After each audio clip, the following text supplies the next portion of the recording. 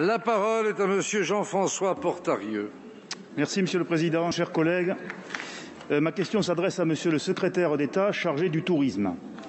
Vous avez participé la semaine dernière aux côtés du chef de l'État au sommet Destination France qui a réuni ici à Paris une cinquantaine d'acteurs du tourisme international.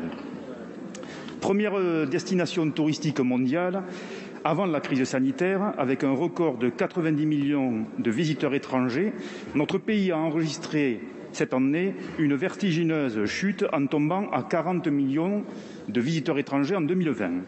Avant la pandémie, le secteur du tourisme représentait 7,4% de notre PIB et employait 9,5% des effectifs salariés.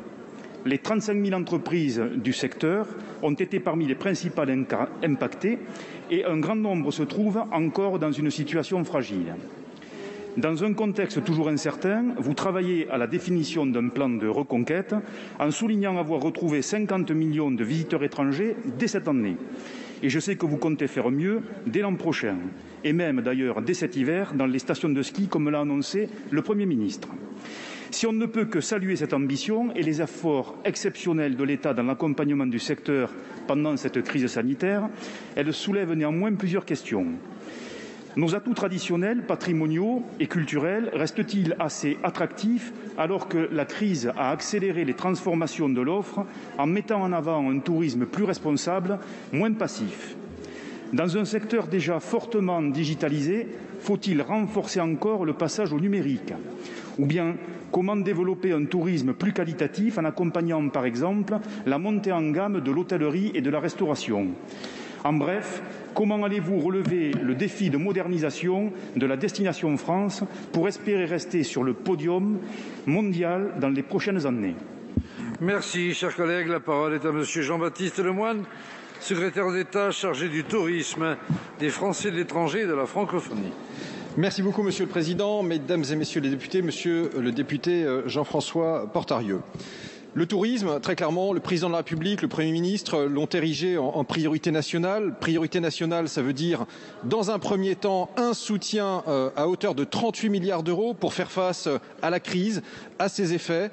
Et c'était nécessaire, avant de penser l'avenir du tourisme, eh bien, d'ores et déjà d'être présent au rendez-vous dans cette crise sanitaire. Priorité nationale, vous l'avez signalé avec ce sommet Destination France que le Président de la République a ouvert. C'était une première que le Président de la République reçoive ainsi les acteurs du tourisme national comme international. Une première et, mon petit doigt me dit, peut-être pas une dernière. Maintenant, après le soutien et l'urgence, il faut travailler naturellement à la relance. Et après un été indien, si je puis dire, des vacances de la Toussaint qui sont bien déroulées, de très bonnes statistiques de fréquentation, cap sur la saison d'hiver, naturellement, avec l'augmentation de nos budgets de promotion pour valoriser la montagne française. Et vous l'avez dit, le Premier ministre, samedi dernier, en Haute-Savoie, a fixé les règles, les modalités qui vont permettre de faire une belle saison. Et je sais que le président Castaner, comme tous les élus de la montagne, y sont attachés. Et puis après le très court terme, il y a effectivement la reconquête à moyen terme, à long terme. Et cela passe par ce plan de reconquête du tourisme que nous travaillons avec les acteurs, que le Premier ministre présentera d'ici la fin du mois de novembre pour toujours plus attirer dans les métiers, fidéliser dans ces métiers si importants, pour également s'emparer de la dimension digitale au profit des acteurs et des acteurs nationaux, faire en sorte que du coup les activités de loisirs soient plus visibles, soient mieux mises en valeur. Et puis cela passe aussi par des efforts en termes d'investissement. Nous voulons très clairement retrouver plus que les niveaux d'avant-crise.